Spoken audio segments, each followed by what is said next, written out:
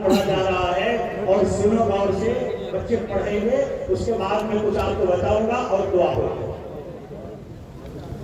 बिस्मिल्लाहिर्रहमानिर्रहीम अल्हम्दुलिल्लाहि रब्बिल आलमीन वस्सलातु वस्सलामु अला सय्यिदिल अंबिया'i वल मुरसलीन व अला आलिहि व सहबिहि अजमईन अम्मा बa'du فإن أصدق الحديث كتاب الله وأحسن الهدي هدي محمد صلى الله عليه وسلم وخير الأمور محدثاتها وشر الأمور محدثاتها وكل محدثة بدعة وكل بدعة ضلالة وكل ضلالة في النار.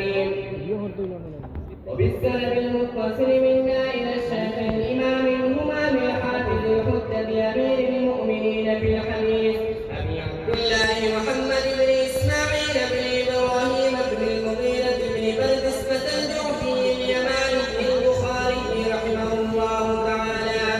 اللهم انفعنا وارفعنا بعلومهم وعلومكم أجمعين آمين يا رب العالمين. أنه قال: بعض قراءة الفاجر والمنافق وأصواتهم وتلاوتهم لا يجاوز حناجرهم.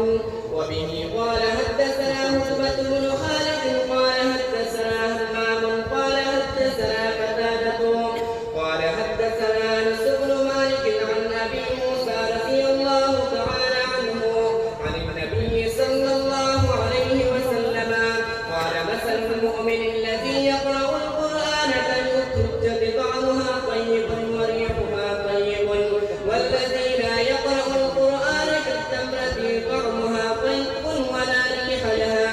ومثل الفاجر الذي يقرأ القرآن كمثل الريحانة ريحها طيب وطعمها مر.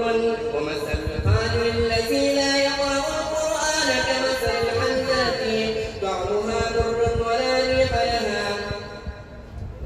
بسم الله الرحمن الرحيم. आखिरी बात पढ़िए।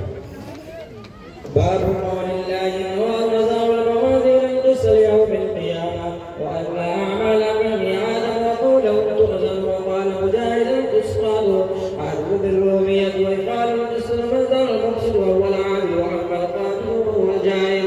وبه قال حدثنا أحمد بن أشار قال حدثنا محمد بن فضيل عن عمارة بن القعقاع عن أبي زرعة عن أبي هريرة رضي الله تعالى عنه قال: قال النبي صلى الله عليه وسلم: كلمتان حبيبتان إلى الرحمن خفيفتان على اللسان ثقيلتان في الميزان سبحان الله وبحمده سبحان الله العظيم.